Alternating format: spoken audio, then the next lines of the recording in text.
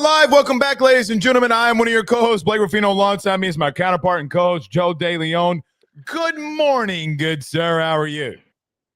It's a little disorienting doing the morning show. I always like it when we go in the morning because there's always a very different energy that comes in. And I know that there's a debate coming up, and I've got a debate that I need help settling. I think it'd probably be the most passionate one that we can have. Are you a fan of turkey? Do you like turkey? I got in an argument with my friend Ryan Roberts, and he's very adamantly against turkey. I didn't even know that was a thing. People don't like turkey. It's a very dry bird. It's a very not if you do it right. No, not if you do it right. I mean, if you do it like the Deep South and you deep fry that thing, no, it's a juicy piece of sliced breasts. I'm a big fan of turkey, but see, here's the thing that I'm doing, Joe. Mm-hmm. I have officially lost the 150, so my plate will be bent in tomorrow. Like, I so much food is going to be on there, I'm going to get sick. I am putting gravy on everything. So even you earned it. Bird, I mean, is that what his problem is? Is that it's a dry bird? I think that's what generally most people's qualms are with it. And that's what I take such issue with anyone who goes, I don't like turkey, it's dry. You clearly have never had good turkey, because good turkey is phenomenal.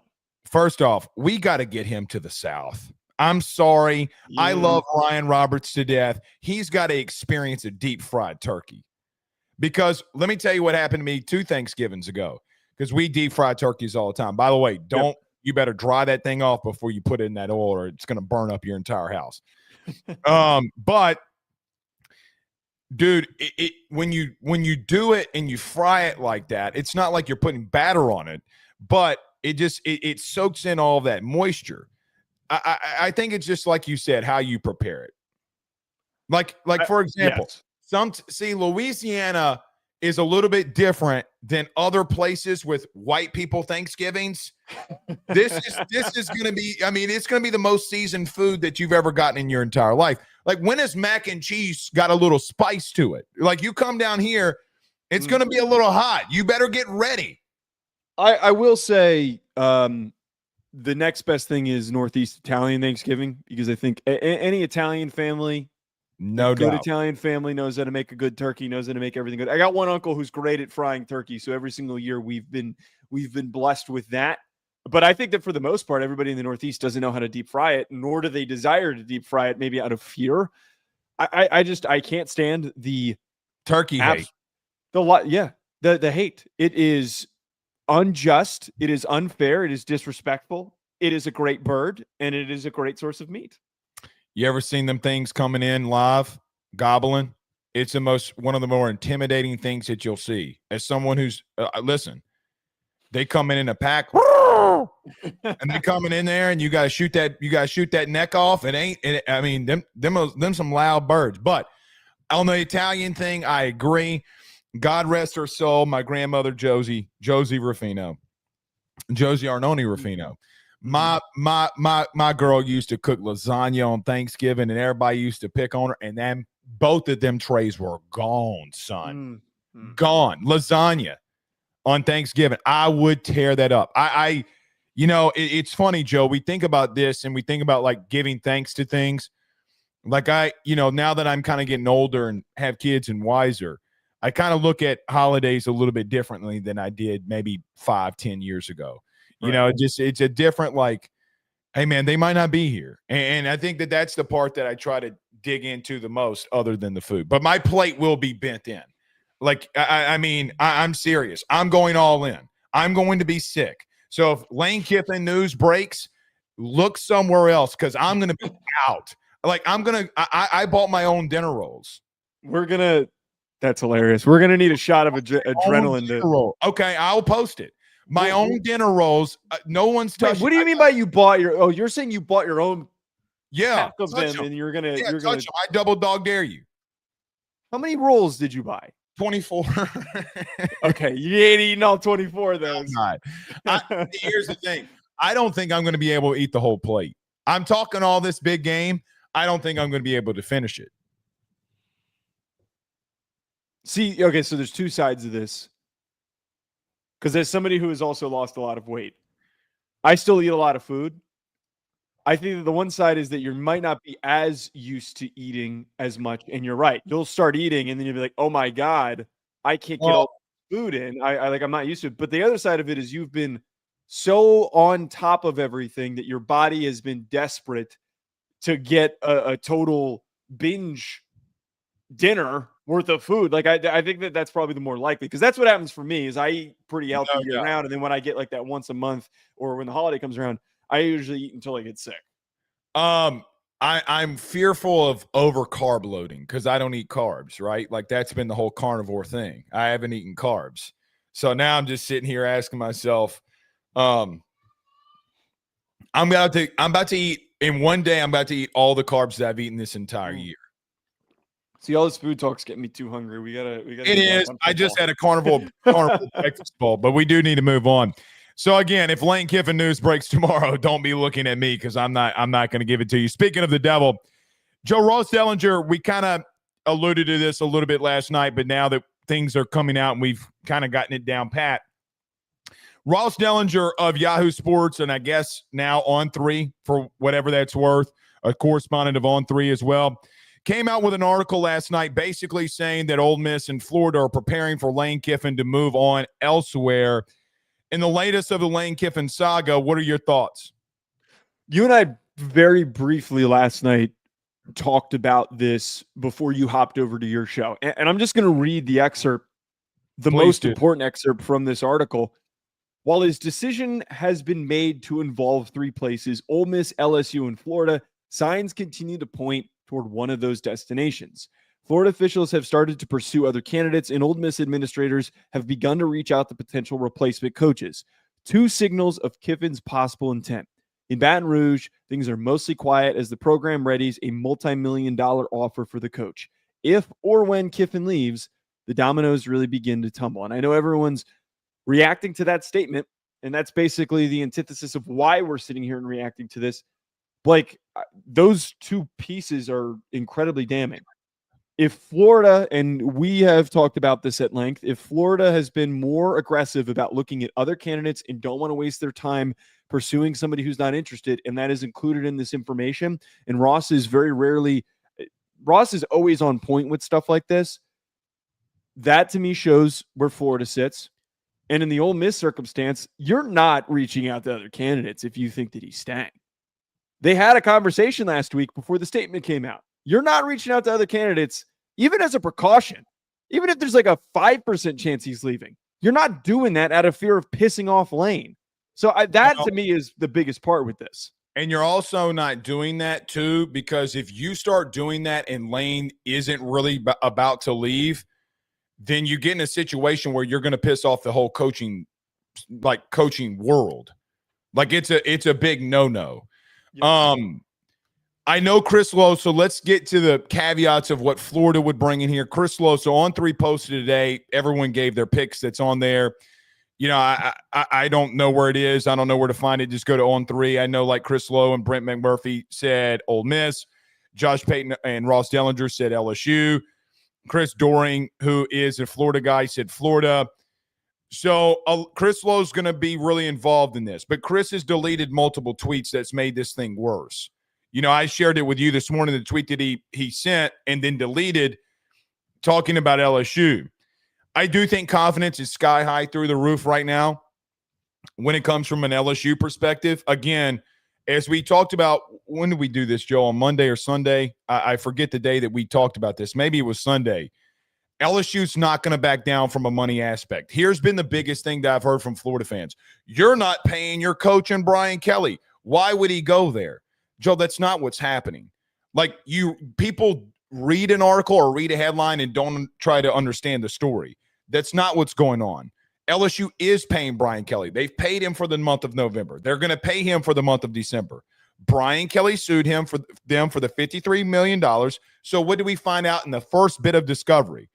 In the first bit of discovery, we found out LSU offered him the day that they fired him a $30 million lump sum to go away.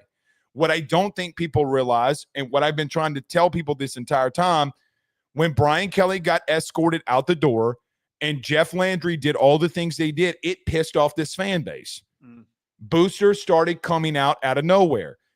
Joe, when I go into I've been in that facility. I mean, I was in there 17 times during the fall, during practices and stuff like that. Boosters have their names on the doors. Okay. Some of those boosters who have names on the doors who bought the actual, help build the facility, Brian Kelly wasn't talking to. Those people are pissed and they want their program back. They want it back. And I just don't think people understand that. Now, Joe, here's the thing. Eli Drinkwitz, who's been involved in the Florida and LSU search, looks like he might sign an extension. I don't know what's going to happen there. Their board approved an extension. He hasn't signed it yet. I think that they're trying to put pressure on LSU and Florida to make a decision as well. So I look at this Lane Kiffin thing, Joe, and say to myself, which I'm about to do in about an hour, the confidence through the roof at LSU is sky high at the current moment because they think that they're going to get him. That's the other part with this. There was the other statement that was put in Ross's report. LSU has been the one school that's been the most quiet. You quite literally, this is the thing that I feel has been foregone from everybody who's been speculating and discussing what's happening. When have you heard of another coach being brought up and tied to LSU? I haven't seen anybody. I've heard rumors from the people. only one that I can get a rumor on, and I'm talking about a rumor, is Eli Drinkwitz, and here's another one, is I think that Josh Heupel and Lincoln Riley have shopped their names, but those are deep rumors. Those aren't I can't get anybody to confirm that LSU has spoken to Heupel or Lincoln Riley for what it's worth. Or the only other coach that I think that they have shown a little bit of interest to is Kenny Dillingham. But again, that's a deep rumor and that I still can't get completely confirmed. If LSU did not feel that they had everything figured out and lined up the way that it wanted to, they would not be this quiet. And the inverse of that, Blake, it would be absolute malpractice by the administration to not have done their due diligence to look elsewhere. Hence why Florida's doing it. Hence why Ole Miss is doing it. No decision has been made, and we're still days away from that decision being made. Potentially. Right, potentially. Mm-hmm. The fact that there are not really much word whatsoever on who, in all seriousness, I'm asking you, who the heck is the second option? Because I think we know Florida's second option is John Summerall. I think it would be Eli. Okay. But that's... I do, but again, I'm guessing. Speculation. Again, yes. Do I think the administration at LSU has talked to Eli Drinkwitz within the last week? Yes. Do I think they gave him a courtesy call? Yes. Do I think that Eli Drinkwitz knows that he's second behind Lane Kiffin if LSU misses out on him? Yes. Which I feel just generally that stuff is not, it's not as discussed as John Summerall being options for Ole Miss and Florida. Right. Jed Fish. Look, I went on a Florida show last night. They're saying Ross Dellinger's wrong. You know him better than most. What Ross does is he puts out a tidbit, and then when the news breaks, he quote tweets that tidbit, kind of like, I don't want to say it's light flexing, but it's somewhat light flexing, right? To say, told you. That's what Ross does. I'm not taking a shot at him with that. What else is he doing? I would do the same thing. I have done the same thing. So I'm not trying to say that but that's what he does. This Cristobal thing, Joe,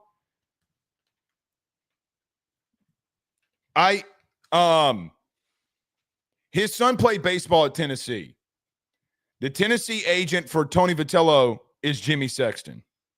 I'll let everybody that's adults to put those two things together. I think Lane wants to coach this team through the playoff. And with all due respect to Ole Miss, Lane Kiffin's balls are in Ole Miss's court. Pause, but they are. Joe, I don't think he wants to leave this team. Actually, and so there's a couple of things here that I want to address. I don't think he's trolling. This is not a troll job. If he returns to Ole Miss, everyone will say that he trolled. No, because it went too far. You don't let things get this bad if you're trolling. You just don't. But I do think Lane Kiffin has changed. I ask this question again. How does anybody want him to handle this situation differently? He doesn't want to tell you that he's staying. He doesn't want to tell you that he's going. I'm asking. I keep seeing everyone say that he's mismanaging this situation. How do you want him to manage it? I think he's handling the situation better than he did when he left Tennessee. So, like, I'm not going to sit here and fault him. That hasn't been my criticism of him. My criticism of him is he has not stayed in one place for very long, and I know that he hasn't necessarily had control over that because he got shoved out by Saban as the OC. He wasn't going to stick at FAU. He got fired from USC. Which wasn't really all on him. They lied to him in that documentary. I mean, they told him and they promised him that they weren't going to get hit by the NCAA with scholarships, and they did with the whole Pete Carroll thing. Right. I think it mostly has to do with the exodus and the handling of it that resulted in the gigantic meltdown. That's not going to happen at Ole Miss. It was much more abrupt, it felt like, with Tennessee when he left for USC.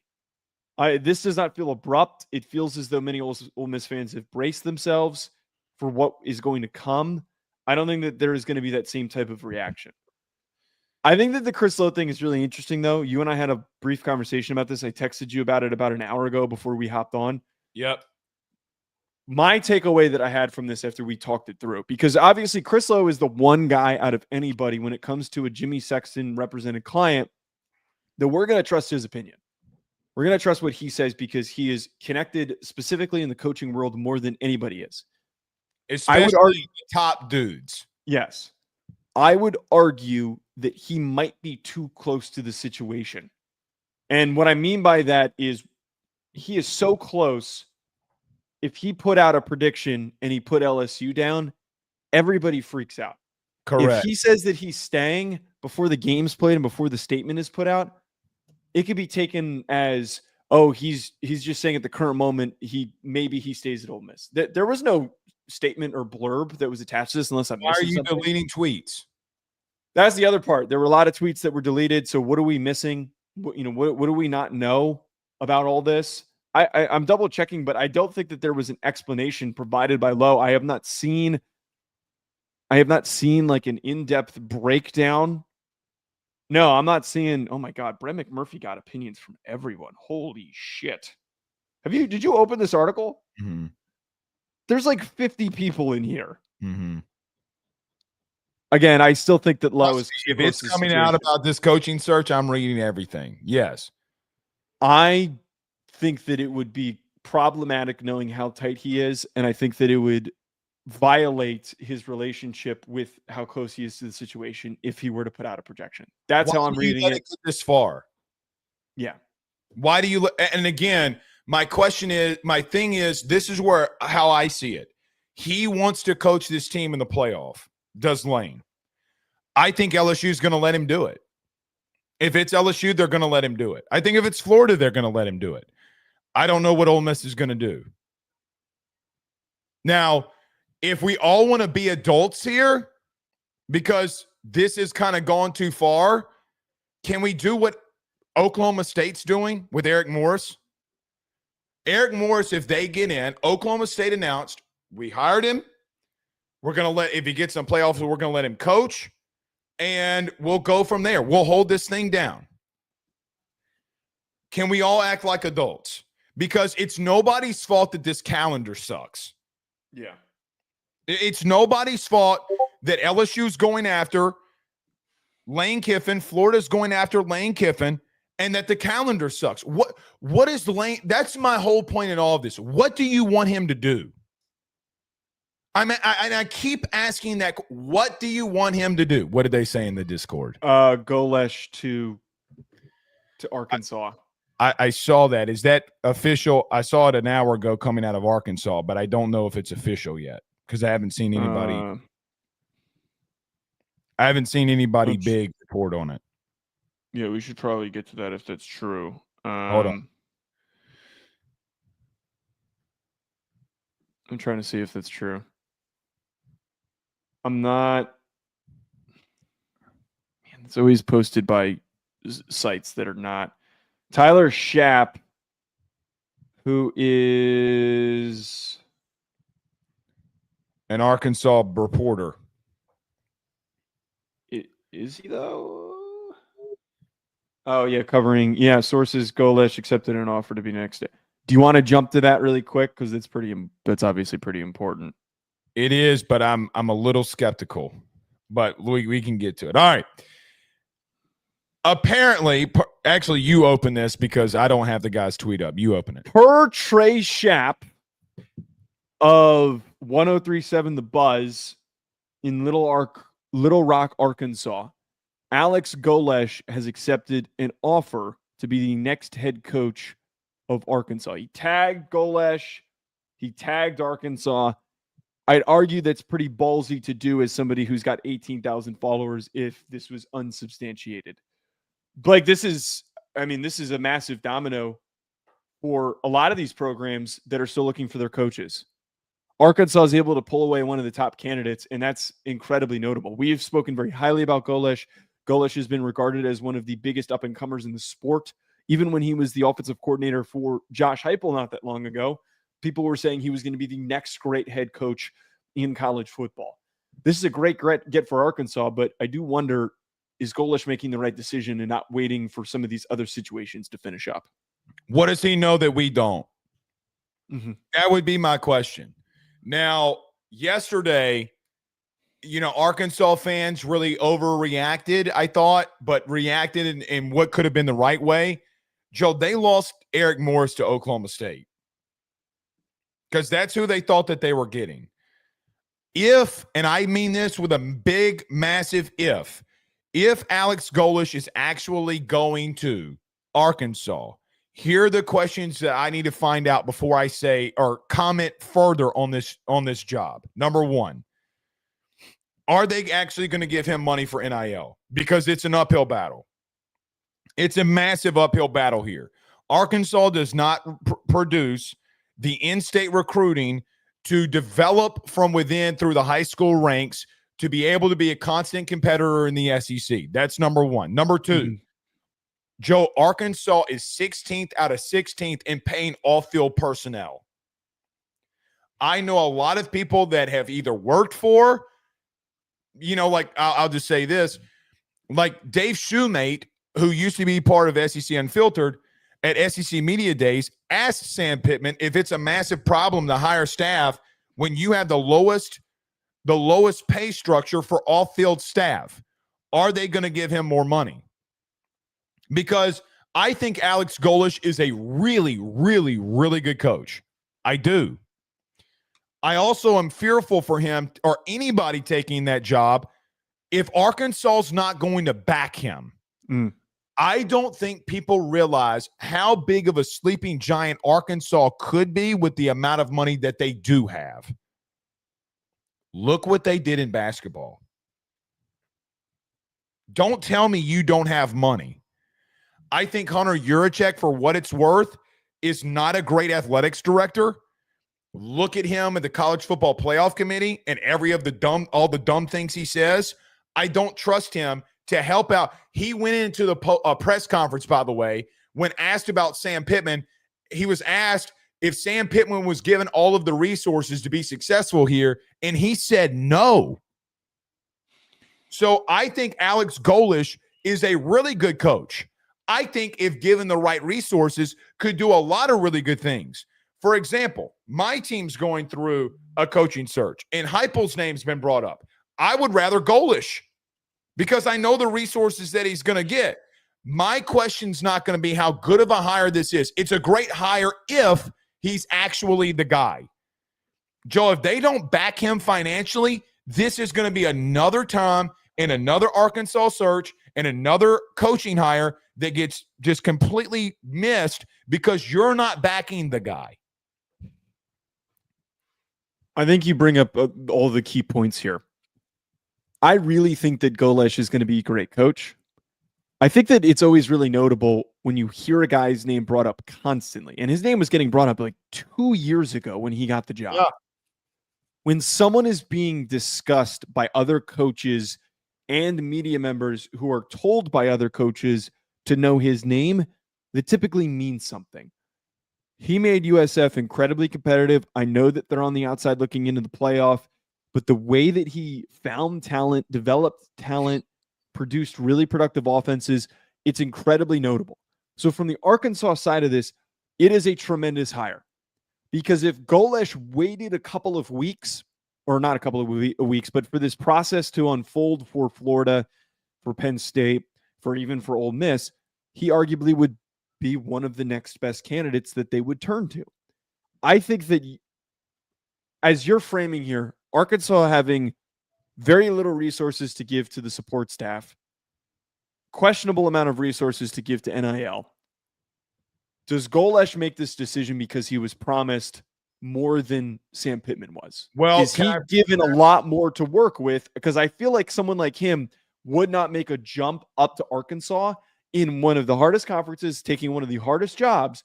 I don't think he makes that jump if he's not given some sort of a promise. He'd be better off staying at USF if he's given the same amount of resources as Pittman. Well, hold on now. I'm going to look at him in a whole different light if he didn't get those. A whole different light, because you got to get those assurances. Like, how do you get those assurances? I mean, Joe, this is a rumor now. There's a deep rumor going out there that Franklin was asking those questions and they refused to do it for him. They refused. I like Alex Golesh, but if you're not going to promise James Franklin that, what makes me believe that you would promise Alex Golesh that? That's a really good point.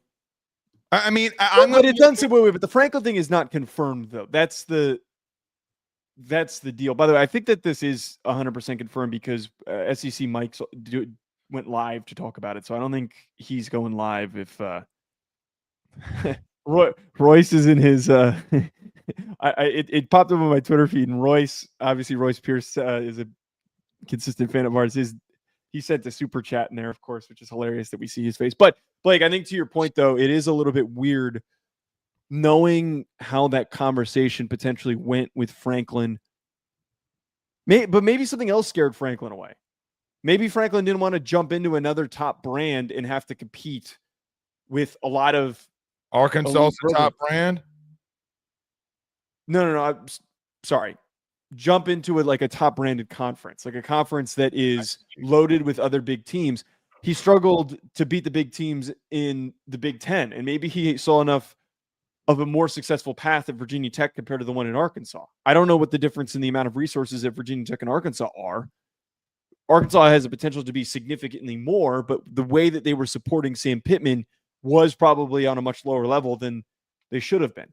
I'd be very curious to find out what they promised Golesh, because that to me is the biggest caveat, the biggest detail that we're missing. If he accepted this knowing he's getting slightly more than Pittman was, forget contracts, forget that stuff, slightly more resources and support than Pittman was, then I would say that he's crazy for making a move. I agree. Look, I need to see somebody else reporting this. I'm not trying to get on SEC Mike or this guy, but I need to see it. Maybe it's true. Maybe it's not. That part I don't know. I like it. So let me just say this before we move on here. I really like the hire if you're going to actually do what you need to do. If you don't, then listen, again, I'm going to die on this hill. Arkansas has more money than Saudi Arabia. I just don't think that people understand this. Yeah. I really don't. I don't think people Joe, they stroked a $50 million check twice and didn't blink an eye. And then the guy Tyson Chicken, which is the number one chicken nugget manufacturer in America, stood up and they honored him. John Calipari said, I wouldn't be here without John Tyson. Last but not least, Walmart's logo is on the damn field. They have 7 members of their family, like in their family, that are billionaires. One family. You have 3 billionaires in the Tyson family. What are we talking about? It is, if you can, now here's where I'm going this. Mm-hmm. Alex Golesh, the plane from South Florida, from Tampa to Arkansas, needs to go to Denver first.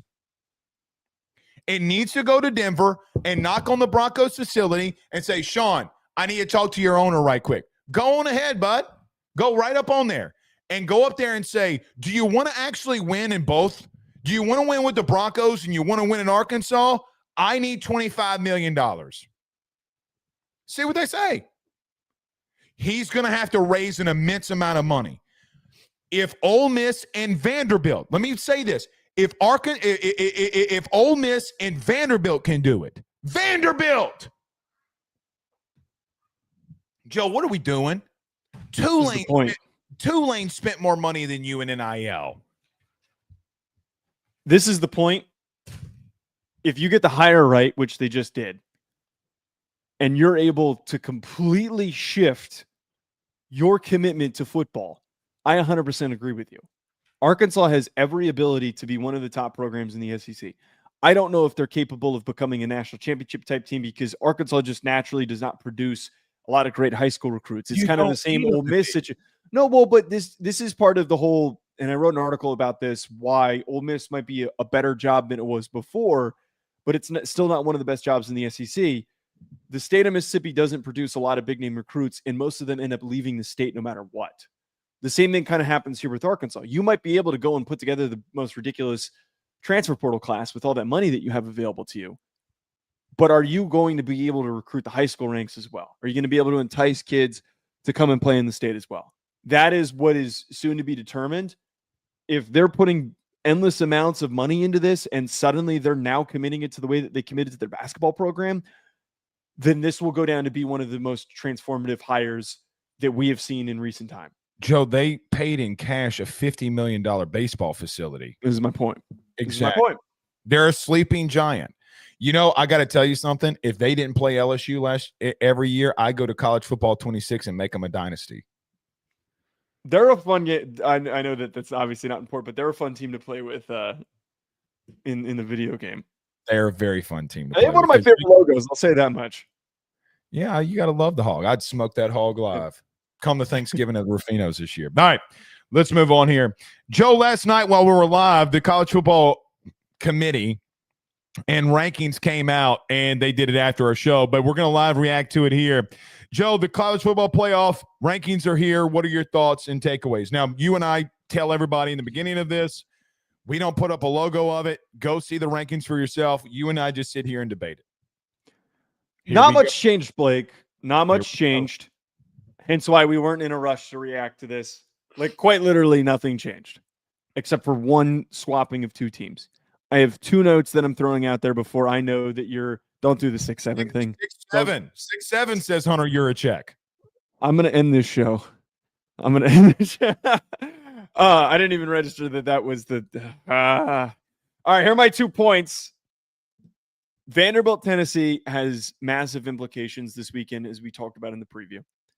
Yeah, Tennessee moving up to 19 creates enough of a little bit of a buffer for them that if they theoretically lost this weekend, they wouldn't drop out of the top 25. Therefore, Vanderbilt's resume would be extremely, extremely just well-rounded. They would, in my opinion, if they beat Tennessee, leapfrog Utah, Miami, and BYU. I think that they would have a better resume than all of those teams, and therefore they would be the next team in. If something happened this weekend, there was an upset, or next weekend somebody gets blown out in their conference championship game, that would affect the framing of all this, but there's a lot that still needs to go. Being the last team in for Vanderbilt is important. The other, this is more to do with matchup, and then I will let you do your whole bit. Oregon moving up to 6 is very advantageous, obviously, for Oregon. That 6 seed is highly coveted for a reason. And the reason why it is one that many desire at the current moment is that if you can't get up to 5, and you can't get the opportunity to play the G5 team, playing the ACC team is the next best option. You're not playing Miami because Miami's not going to the ACC championship game, therefore can't win the ACC, therefore will not be in the playoff field at the current moment. You get the chance to play Virginia or SMU. And while that's not a complete, utter, total walkover, it presents enough of a challenge that it is the right warm-up that can set you on track to go on a run. It's exactly what happened last year with Penn State. Getting to play the ACC team that is a weakened ACC team is a perfect opening matchup. So before you defend Ole Miss, I think that is just an important takeaway for whoever sits at 6, and now Oregon is the one who sits at 6, that would get an incredibly favorable opening matchup. I'm tired of hearing about the eyeball test. I'm tired of hearing it. Because you're trying to convince me right now that resume and actual wins on the field through multiple teams, even if you take out Notre Dame and Miami, don't matter. Ole Miss being moved is a problem for me. You're already justifying the move, which you did last night. This is not my opinion. I'm reacting to Hunter Yurachek. When Hunter Yurachek said that Lane Kiffin's status is a problem, he hasn't left yet. You don't know what the decision's going to be. He might coach through the playoffs. So their justification was not that he came out there and said Oregon beat a ranked USC, therefore on a bye week, they surpassed Ole Miss. It's not what he said. What he said is that we don't know the status of Lane Kiffin. All right. Ole Miss has dog walked 2 playoff teams right now. Dog walked 2. There's not a team in the field right now that Texas Tech has done that to. There's not a team in the field right now. Texas Tech, BYU's not in the playoff. They're not in the playoff picture. And I would make the argument dog walking Oklahoma on the road is more significant than dog walking BYU at home. I would. I think it's a bigger accomplishment for what they did. Now, Ole Miss's other victory is against the G5 representative as of right now, that being Tulane. That just goes to prove, for our opinion, why they don't belong in. But it's your playoff. They dog walk them. Ole Miss has just as many wins as everybody else against playoff teams than anybody. Actually, they lead it. Someone's going to have to, from a playoff team perspective, nobody has beaten more playoff teams in the field right now than Ole Miss. You keep saying defensively they're bad. No, they're not. They're 30th in the country in total defense. This team has gotten better. We're letting the status of Lane Kiffin interfere with what actually has happened on the field. What has actually happened on the field? Oh, by the way, Georgia got in a dogfight with Florida. So you're throwing out the Florida win last night, did Hunter Yurachek. They beat them better than your number 4 seed. You can't come out there and say stuff like that and say that it's not resume and that it's eye test when these teams are playing on the field. These things are actually happening. I didn't even get to Notre Dame and Miami. You see what I did there? I didn't even get there. So if you believe that Ole Miss's way to where they got is not tougher than Texas Tech, you're a buffoon. No. You're a buffoon. Oklahoma would dog walk any opponent that Texas Tech has had to go up against. Dog walk them. And Texas Tech has dog walked all their opponents. Why are we completely discounting what they've done? Insane. I am tired. Well, are they supposed to win by 100? Is that required that they have to win by 100 to be justified being where they are? How much more are they supposed to win by? When a team goes through a tougher schedule, they need to be rewarded for that. They've got to be. They have to be. This justification of, oh, Texas Tech just beat the shit out of a no-name team that can't throw the fucking football bothers me. You can't just sit here and throw in and just go, oh, Oklahoma would dog walk Texas Tech's schedule when Texas Tech has dog walked their schedule. What does that even mean? No, you have a situation where Ole Miss is 2-1 against current playoff teams. 2-1.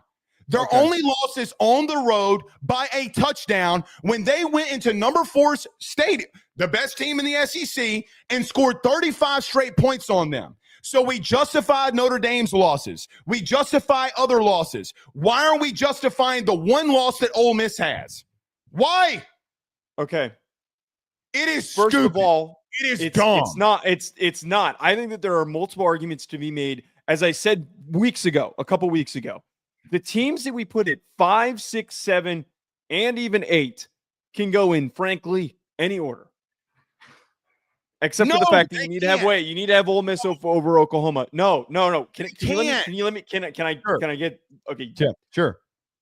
I'm gonna mute myself. Like you're putting a qualifier on Ole Miss's resume. You're putting a qualifier that supports. It's not my before we go down that road, it's not my qualifier. It's their qualifier. You have adjusted the resume of Ole Miss to look better than it actually is. You stated the college football committee come out in the beginning of the season and say strength of schedule is a big deal. Yes or no? Yes. Can I explain? You're cutting me off before I can even explain this. You are adding a qualifier to the resume by stating current playoff teams. Blake, we have spent a year talking about on this show how the G5 doesn't deserve to be in the playoff field. And suddenly that now is respectable? Suddenly that's now some sort of respectable layer. Did we not do it to Boise State? Did we not do it to Boise State? Hold on. Wait. Blake, we did do it to Boise State and Oregon last year. Can you please let me finish? You can't suddenly, and I didn't do this with Oregon. I didn't think that the Boise State win was some sort of big win because we knew that there was a separation between Boise State and the rest of the teams. They were way too highly ranked. Tulane suddenly cannot be a big-time resume builder when we've sat here and we both agree that they should not even be in the playoff field. They do not deserve to even be there. The other part with this, Blake. Oh, okay. The other part with this, Blake, if we go and look at Ole Miss's resume and we look at who they've played, their record, they have a fantastic win against Oklahoma. It is a great win. They have a close, fantastic loss to Georgia. It's one of the best losses that a team has this year, aside from the one that Notre Dame has to Texas A&M. The rest of their schedule, they have played multiple teams without head coaches, and outside of LSU, they have beat up on all the bottom teams in the conference that are well below 500. I am not saying that Oregon's schedule has been so much harder because they have plenty of cupcakes that they have faced. And I am also not justifying, to be perfectly clear here, this is me not saying Oregon has to be ahead of Ole Miss. I think that you could go in any order. I think that either of the two, I don't think that there is a right answer. That is my point with this. There's no right to be upset over where Ole Miss dropping. Because one team has a strength of record of 7 with a strength of schedule of 33rd, while Texas Tech's at 56th. There is a massive difference. Just go look at it for yourself. It is 56, the strength of schedule for Texas Tech. Oklahoma's is 5th. Okay. Can I bring in another metric? I'm on the ESPN app. Strength of schedule. Okay. I like the metric game control. I think it is one that is very no. Where it's undervalued. Not our opinion of game control. It is about we are reacting to the college football playoffs guidelines. What are their guidelines? They released a statement coming out saying strength of schedule is one of the 3 metrics that we look at. They're not doing that. They have taken out the strength of schedule argument completely. When one team is at 56 and another team is 20 spots ahead of you, that's not our metric. We're not reacting based off of our opinions. It is the 3 things that they said. I am reacting to what you should be doing, not what our opinion should be. So when you come out and say, SEC, we're going by strength of schedule, and you should go to 9 conference games, the SEC does. And then they don't reward it. Now what? It's not our opinion on this. Okay. You can't say that strength of schedule for Ole Miss and dog walking some of these teams that are in the playoff. What has Texas Tech done? I'm not saying that they shouldn't be at 6 or 7. I'm saying that they shouldn't be above Oregon or above Ole Miss. They have not earned it. They haven't. They have earned it, Blake. And this is what I was trying to bring. Wait. This is why I was trying to bring up game control, because I think that you can't help your schedule. You just can't. They have two of the best ranked. They have two of the better ranked wins on their resume. They dominated the top two of the top three teams in the Big 12. They dominated them. They dominated their entire resume. And I like the metric game control, and I think it factors it. They have not told us what their formula is. They have not told us what their They have not told us what their formula is for determining and grading these teams, their strength of schedule metrics. They're not using the ESPN strength of schedule. When you have not allowed your opponent to hang around with you one bit, and the only game that you played poorly was when you didn't have your starting quarterback who is now back and healthy, for you to hold a significant lead for most games over your opponents, I think matters a great deal. And one of those is their schedule easier? Yes. One of those teams just gave up 400 plus yards, who also doesn't belong in the top 15. Utah should not be above Vanderbilt. They should not be above. They should not. Oh, hold on. Where's my notes here? They should not be above Vandy, Michigan, Texas, or USC. So Oregon during a bye, they leapfrog somebody. Well, how long did Ole Miss go without a bye? If their bye was in week 13, how long did they go? You talk about, you can't affect your schedule. Ole Miss literally scheduled the G5 representative for the playoff. Texas Tech didn't. So again, it's not about that. By the way, they did tell us their metrics. Joe, Ross Dellinger reported and put out an article of why the SEC went to 9 conference games. Because they were promised that strength of schedule would be a massive metric for playoff rankings.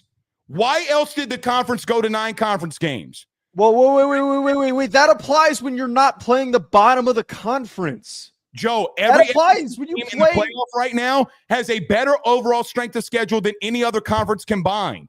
Okay, but Ole Miss has played their strength of schedule is completely. They haven't played a worse than Texas A&M. No, they hasn't. No, they have not. Texas A&M's undefeated. Do you have a show right after this, by the way? I do. We might want to jump to Miami Pitt if we think we have time to. Okay. But last thing here, I am sick and tired of games not mattering too. You're going to get mad at this. Notre Dame should not be in the playoff without Miami. I'm not going to respond to that because it's going to take us into a 45-minute debate. I'll go into the 45-minute debate. They don't belong there. No, Blake. How many times do we have to sit here and talk about this? Blake, you have to beat the teams on your schedule that you're supposed to beat. No, they beat all they're living off of is the fact that they beat Notre Dame in week 1. That's all that they're living off of. Blake, they lost to a mediocre Louisville team. They lost to SMU. If you don't win those games, tough shit. What do you mean tough shit? What is their best win outside of Notre Dame? Notre Dame has multiple ranked wins. What's Notre Dame's best win? USC, and then they have a ranked win over Pitt as well. Get out of your face when they beat you. Blake, we beat you. No. It doesn't matter about the week. You can talk about a first-time starting quarterback. One dude tore his Tommy John in his elbow and came back and dog-walked you. He didn't dog-walk Notre Dame. And again, it was the first – it was Blake. Company dog walked that secondary just like A&M, and they bent you over and they slapped your ass, and you said, "Ooh, Daddy." It was a one-score game. Stop framing this like it was some sort of beatdown. It was a one-score game. Blake, this is absolutely ridiculous. If you have only one game as your argument to get in over another team, that is not enough information. Beat the teams you're supposed to beat. Beat the teams you're supposed to beat. It's got to matter. You have played some of the same opponents, and they've beaten them better than Notre Dame has. Marginally.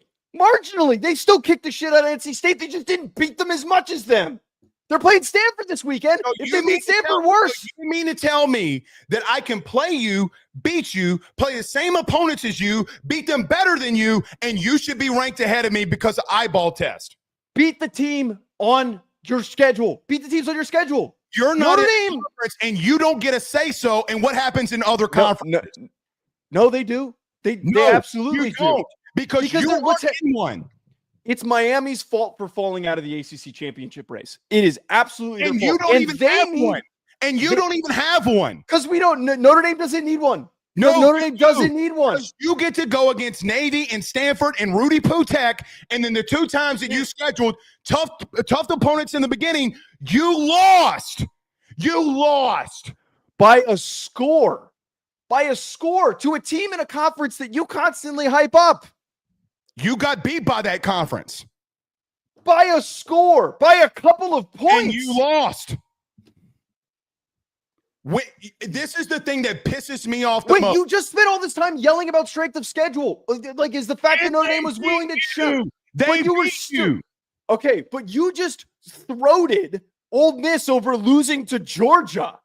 And yes, who is the best team? Now it means nothing that Notre Dame lost to an SEC team. And guess what? They dog walked 2 other playoff opponents, and you don't have one on your schedule. Notre Dame smoked Arkansas worse than Ole Miss did. Does that? It doesn't mean anything because it's Notre Dame. Got fired before the game.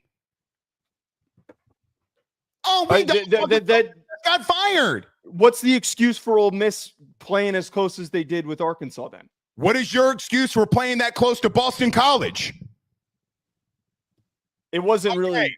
All right then. Dylan, I'm just saying. I think that there pants down and said, "Here's Daddy" in his OnlyFans video. There's consistently contradictions in your approach with evaluating teams. That's my problem. That's my problem. The SEC is suddenly great, and now it's not. If we get to a point where head-to-heads don't matter, we need to stop playing the games. You know that deep down. Deep down, you know that if games don't matter on the field, stop playing them. Okay. You're setting a wild precedent. All right. Do you think? Well, we're not gonna have time. We're not gonna have time for the preview. We should just jump to picks. Blake, here's my last part with this. You just spent plenty of time yelling about how the strength of schedule, strength of record is important. Notre Dame is at 12th on strength of record.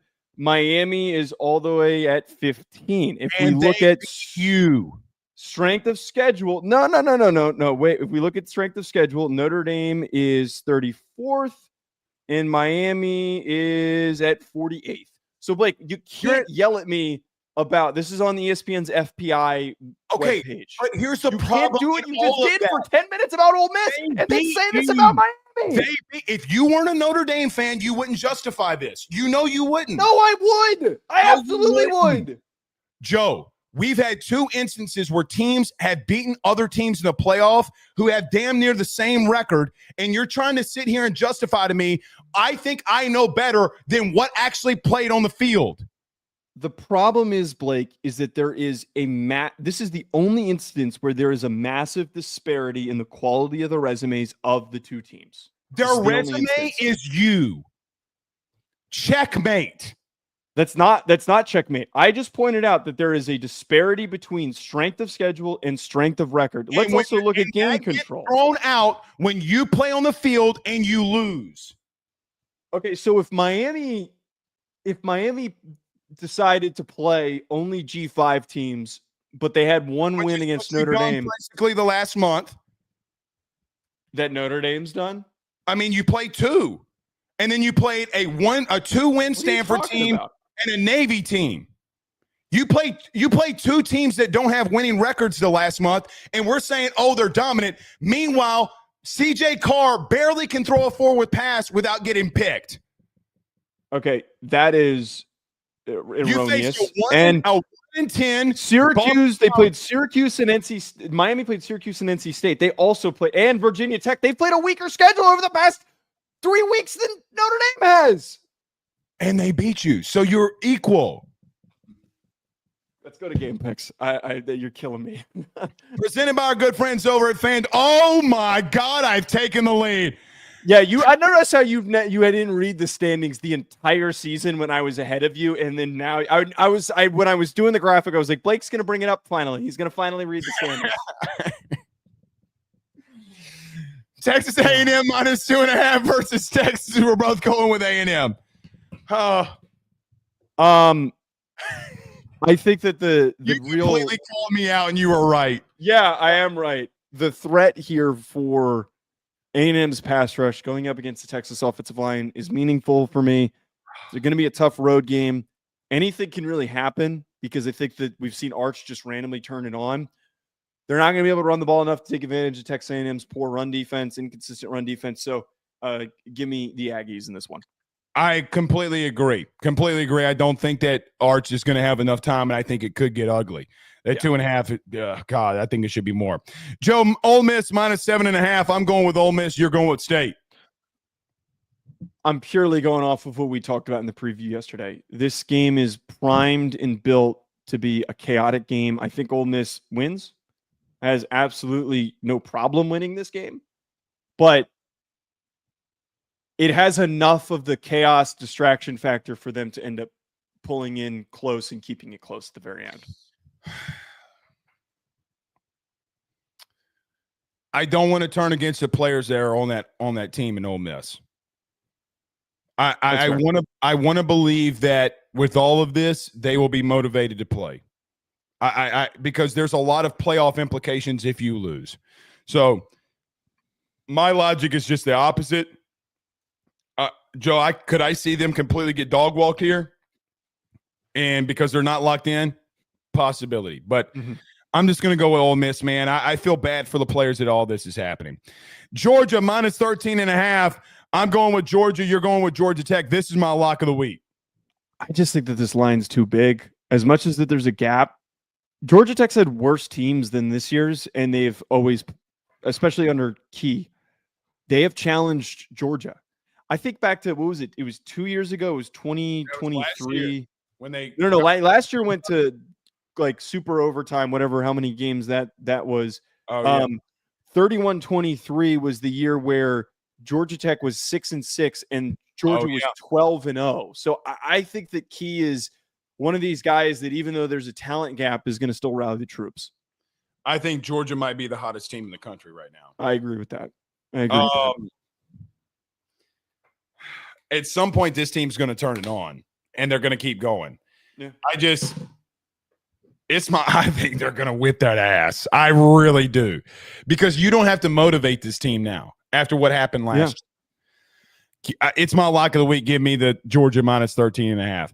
Ohio State minus 10.5 over Michigan. We're both picking Ohio State to win, but we're picking Michigan to cover.